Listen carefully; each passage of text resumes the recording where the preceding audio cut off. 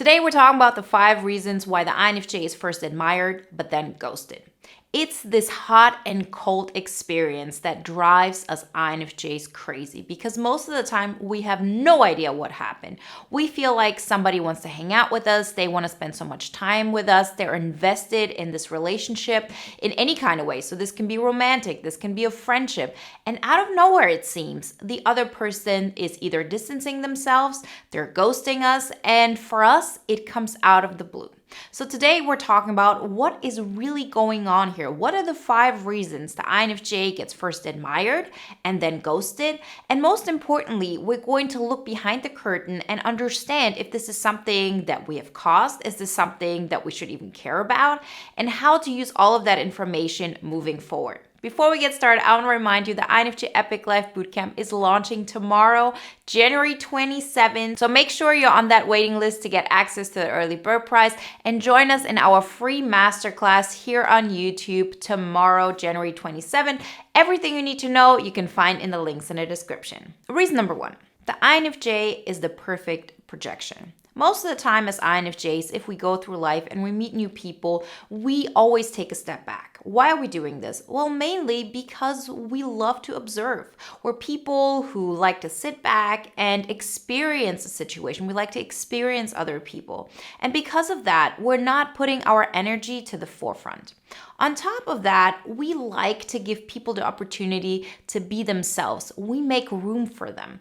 Most people are not able to create this experience for others. So it's a win-win situation for us. We love to observe, and at the same time, other people feel like they can be completely themselves because we make room for them. The tricky part here is, though, that because we don't really put out any energy, people can project onto us whatever they like. This is neither good or bad. It's just something that we as INFJs have to understand. If you are coming across as understanding, you're really there for other people, you're welcoming, you're open, but at the same time, you're not putting out any other energy that another person has to compromise on, they have the opportunity to see in you whatever they want to see. And so naturally, they project everything onto you that they possibly could. This, of course, happens on a subconscious level, but if you show up as somebody who is non-threatening, somebody who's kind, somebody who's understanding, somebody who's open, of course, people are going to project onto you the version that they would like to see in you. So it's a very positive version from the other person's perspective. This is who you could be. Maybe the person they have been looking for their entire life. Maybe that perfect friend who could be at their side and support them in anything they want. This is the kind of experience INFJs have so often, that people see them and they have some instant connection with us INFJs. What we INFJs forget, though, at this moment is that person has actually no idea who you are. They're projecting onto you who they want you to be. And that's the version they like. They don't like you in particular because they haven't even gotten to know you yet. No matter how much you take that as like a confirmation of you're doing a good job, remember, it's just their projection that they're liking so much because they don't know you yet. Not only because they've just met you, but on top of that, because you haven't really shown them the sides of you that they might not like. Reason number 2 why the INFJ gets first admired but then ghosted is because we as INFJs are safe. We feel safe, at least. That's how it is to other people. The reason for this is because our energy is very distant. You can compare this, for example, to a celebrity. Let's say there are celebrities and they have fans. The fan feels safe to admire that celebrity because that celebrity is distant to them. They're not going to push against their ego. They're not going to make them uncomfortable. It would be something completely different if that celebrity came down to earth. So imagine there's somebody who has a crush on a celebrity. They can express that crush. They can say, oh, I love her or I love him, and that person is so great because that person is safe. The moment that real person would step into your life and would show any interest in you, let's say romantic or friendship-wise or whatever it may be, the tables turn, right? Because then there's a danger. There's a danger to the ego. There's this moment of, am I going to be good enough? Am I measuring up? How is that entire interaction happening? That being said, I'm not here telling you INFJs are like celebrities. Nothing like that. What I'm saying, though, is imagine the kind of energy that feels safe because that celebrity or that person that people just know from afar, that kind of energy that feels safe That's how a lot of people feel towards INFJs. And why do they feel this way? Because our energy is very distant. We're very good at making people feel seen, making people feel loved, making people feel appreciated, but doing that always with a little bit more of an observing side, with a little bit more of a distant side. And that's just the energy that we portray. We're introverts. We're also people who like to express from afar. So people will perceive the INFJ always with a sense of distance, and that makes the INFJ feel safe. And every time somebody feels safe, it's really easy for a person to admire them. So not only does the INFJ represent everything the other person wants in that moment because they can project everything onto us, it also feels safe to project. It feels easy to put admiration towards the INFJ because it feels like there's nothing that can really happen because psychologically speaking, the INFJ comes to you from a distance. Reason number 3, the INFJ is extremely empathetic. So although we talked about the fact that the INFJ comes across as safe because they're approaching you from a distance, this is all about the INFJ's energy. Is it dangerous? They don't know that yet. Most of all, the INFJ's energy is a little bit more distant. But when it comes to being empathetic, it's all about the other person. We are very good at reading other people because of all of the qualities we already mentioned. So we understand what they're looking for, what their insecurities are. We pick up on that really, really quickly and can be there for other people. So on top of everything, they actually feel seen around us. They feel safe, they feel seen, they feel understood. And that in itself makes people admire the INFJ even more because now they've met somebody who seemingly has all of those positive qualities without being any danger to them. All of those conclusions that another person has shortly after having met an INFJ, they're not happening on a conscious level. This is all subconscious, but it is still happening. And every one of us has experienced this to some kind of extent. Maybe some of us have been hugely admired, others barely, but we all know this warm and cold dynamic, and that's what it's all about. So when it comes to who we truly are, in the beginning, when people are just getting to know us and they have a positive interaction with us, they are probably more likely to come from that end of the INFJ is safe, the INFJ is very empathetic, the INFJ is somebody that is exactly who I'm looking for. Reason number 4, and now is the point when the table turns. The INFJ actually has some kind of interest back in that person. So again, this is not just about romantic relationships. This can be a business partnership. This can be a friendship. This can be a coworker that you want to hang out. At one point, the INFJ really gets to a place where they say, okay, I have understood enough about this person and I actually like them. It makes me feel good to be around them. So what does the INFJ want in that moment? They want to be seen as well. That is just human. And that's what the INFJ is. The INFJ is a human. And that's what's happening in that moment. The INFJ turns human, meaning the INFJ has needs. The INFJ shows some parts of them who are really, truly themselves, that are not just like this blank canvas that everything can be projected onto. It is the natural next step for an INFJ. This doesn't happen if the INFJ never has any interest in meeting the person again or having a deeper connection with them or whatever it may be. So all of those situations where somebody, first admires the INFJ and then ghosts them, there's also been a switch in the INFJ's intention in that moment. See, when we meet somebody for the first time, we don't have any bad intentions. We're not going out of our way to manipulate other people to like us. That's just our natural go-to energy because we want to make another person feel good. Right? We don't really think it through. We don't have any bad intentions. Like this happens with a pure heart in that moment. What we don't recognize though is that it is a facade. And that doesn't mean that we have to give up that facade at all times. Not at all. Not everybody needs and is allowed to get to know you as an INFJ all the way. Like that's totally fine. But it's in those moments when we actually say, I want to take it a step further. I want that person to get to know me. I want to create a deeper connection. I have interest in another person.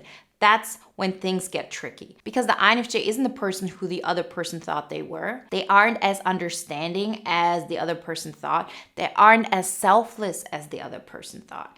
And so this is also a huge dilemma for us INFJs because very often when we get to this stage, we feel like we have to prove even more that we had good intentions. because we did. We're not that mean person that we just kept hidden and now it comes out. But at the end of the day, we're human like everybody else.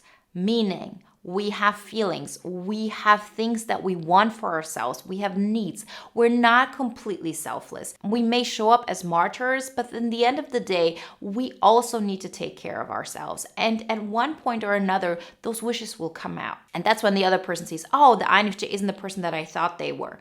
They aren't as understanding, they aren't as empathetic. And more than that, they feel betrayed because it seems to them that you have played a role, when in the end you haven't. It has been them who projected something onto you. You just haven't revealed who you truly are yet, which is totally fine. But it's in that moment that people get really aggravated, that people get angry because they feel like something has shifted. They are reminded of all the things they hoped they would find within you, and you fall short of that. So the first thing that comes to mind to a lot of people in that situation is, I need to pull up the INFJ off that pedestal. This is something they do to protect their ego. So again, this is happening on a subconscious level. But the person that they felt so safe with, the person that they sort of felt like they, showed them their vulnerable sides, they allowed the INFJ closer psychologically than they allowed most people. And now they see that wasn't a safe move because that person isn't who I thought they were. So it's this shock of a system that makes a lot of people try to tear the INFJ down so they feel more powerful in comparison. Reason number 5, the other person recognizes how powerful the INFJ actually is. Because what do most INFJs do in this situation? We actually try to convince the other person that we had no bad intentions, that they're completely safe around us, that they shouldn't worry, that there is no reason for them to defend themselves. And how does that make the other person feel? That makes them feel even weaker. Because this in itself already shows how powerful the INFJ is in that situation, right? We're talking about psychological power. We're talking about being of the mindset of, I'm not going to get triggered by my emotions. So the other person doubles down on their strategy because the other person sees, oh, I tried to tear the INFJ off of their pedestal, and it seems like it doesn't even bother them. They're still trying to protect me. Like, that is so condescending. That does not make me feel good. What am I going to do? I'm going to show them how little I need them. I'm going to show them how unimportant they are to me. And so what do a lot of people do? They ghost the INFJ. And for us INFJ, this has all happened without us understanding why. Right? We go into it with great intentions. We're trying to be our best version. We're trying to be there for the other person. And the only thing we did is that we became ourselves. That we had some kind of intention of, oh, I actually want the person to get to know me a little bit better. I want to get a little bit closer to them psychologically from my perspective. I don't want to be only in their world. I also want them to get to know me a little bit. And that's what I'm getting. And the more INFJs experience this, the more we get this idea of there's something wrong with me. And I have this really dark side and it's really scary and people don't want to have anything to do with it. And so it becomes like this vicious cycle that makes INFJs feel bad. And on top of that, we very often get into those situations over and over again just with another person because we're trying to fix something that has happened in the past.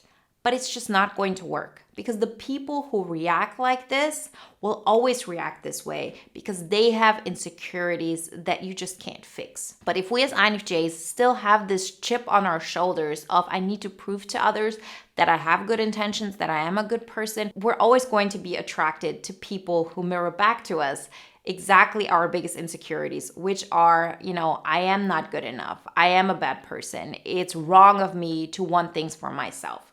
And so what do we learn from this entire situation? Well, first off, I feel for you. I've been in this situation more times than I can count, and starting off at a very young age. So I'm talking about like 12 years old is the first time I can actually remember a situation like this. And so I know the pain that comes with it. I know the insecurities that come with this.